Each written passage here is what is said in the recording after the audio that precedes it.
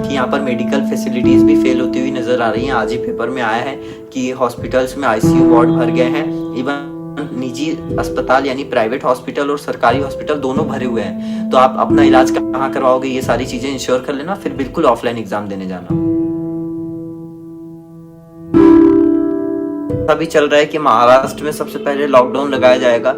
अभी तक बस नहीं लगाया जा रहा था, उसका एक कारण था कि चुनाव नहीं हो पा रहे थे। बस इस कारण से चुनाव चल रहे थे, इस कारण से जो है चीज़ें प्रभावित थी। पर यहाँ पर हो सकता है कि मंडे या ट्यूसडे से जो है महाराष्ट्र की तरफ लॉकडाउन की खबर सुनने के लिए मिले। हालांकि अभी कंफर्म नहीं है, पर ऐसा हो सकता है। पिछले दिन ही अपडेट मिली थी कि यहाँ पर यूनिवर्सिटी तैयारी कर रही है टाइम टेबल निकालने की, पर फिर भी ये चीज़ें हाथों हाथ बदल जाती हैं। ये सारी चीज़ें हाथों हाथ बदल जाती हैं। हम सभी लोगों को पता, लास्ट ईयर भी ऐसा हुआ था कि एग्ज़ाम होने वाली थी, एक पेपर हो भी गया था, उसके बाद मतलब कल पेपर होना था और आज शाम को पता चला था कि पेपर कैंसिल हो गए हैं। जैसा कि मैंने आपको कल और आज के सुबह की वीडियो में आपने देखा होगा, मैंने एक बात कही थी कि हॉस्पिटल्स में जगह नहीं है। तो ये बातें सच में सही होती हुई नजर आई। आज जो सिटी ब्लास्ट है उसमें सुबह पेपर में आ ही गया कि हर एक तीसरे व्यक्ति को जो है आईसीयू की ज़रूरत है, पर आईसीयू नहीं मिलने के कारण जो है उनकी मृत्यु हो रही है। तो ये सारा कुछ सीन था जो कि बहुत ही खतरनाक था और मतलब ये बहुत डरा देने वाला भी है। आप देखो, एक तरफ हम बड़ी बड़ी बातें करते हैं, एक तरफ हम अपने मेडिकल सिस्टम को इतना अच्छा बताते हैं, और दूसरी तरफ जो हमारा मेडिकल सिस्टम है वो कहीं ना कहीं ये बोल रहा है कि हो ही नहीं पा रहा है। तो या हमारे पास इतने इक्विपमेंट्स ही नहीं है, हम इतने सारे लोगों को आईसीयू में नहीं शिफ्ट कर सकते। तो ये सारी चीज़ें, और यहाँ पर ये वाला जो वेरिएंट है ये 18 से लेकर 45 साल के लोगों को ज़्यादा हिट कर रहा है। यानी कहीं ना कहीं बच्चों में ये ज़्यादा हो रहा है। जो भी थर्ड ईयर वालों की एज है, उस एज ग्रुप के लिए इस वक्त रिस्क बना हुआ है। फाइनल वालों का क्या हुआ? फाइनल वालों के लिए यहाँ पर रिक्वेस्ट की गई है शिवराज सिंह चौहान को। अब वो फिर से अपनी जो मीटिंग है वो करेंगे, उसके बाद डिसीजन आएगा कि यहाँ पर क्या हो सकता है फाइनल ईयर वालों का।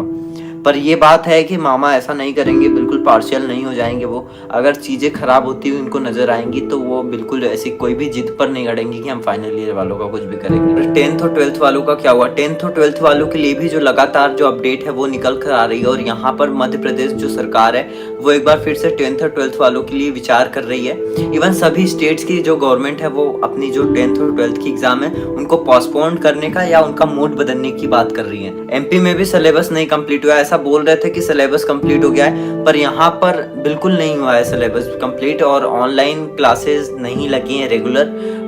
इवन टीचर्स ने भी नहीं लगाया है, तो बहुत सारी प्रॉब्लम्स आई थी उस दौरान। अब बात ये ना कि यहाँ पर बच्चे सारी चीज़ें भूल गए हैं, तो उनको मतलब बता नहीं पा रहे हैं वो कि कैसा क्या सीन बना हुआ है उनके साथ। अगर आप ट्रेवल करके आ रहे हो तो आपके लिए भी वही सिनेरियो बनेगा जो मेरे लिए बनेगा। आपके लिए थोड़ा सा ज़्यादा रिस्क बढ़ जाएगा, क्योंकि आप ट्रेवल करके आओगे और ट्रेवल करके आने में आप भी संक्रमित होकर आओगे और आप यहाँ पर लोगों को आके भी संक्रमित करोगे। तो ये सारी चीज़ें होता है, क्योंकि अगर जिस स्पीड से केसेस बढ़ रहे हैं, और आपको मैं एक बात और बता देता हूँ कि इस बार जो केसेस हैं वो into 4 होके बढ़ रहे हैं।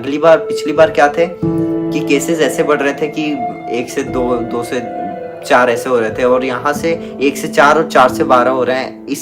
ऐसे करके केसेस बढ़ रहे हैं, 4 से 16 सॉरी।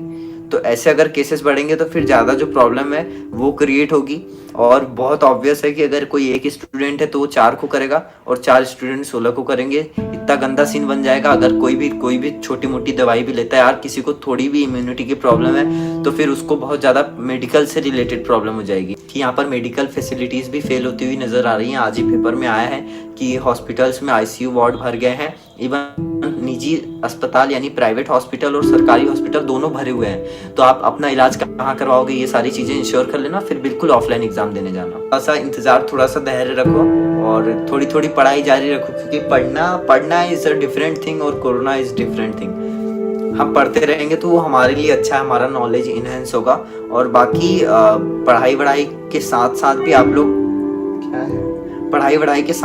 लोग और भी चीज़ें करते रहो।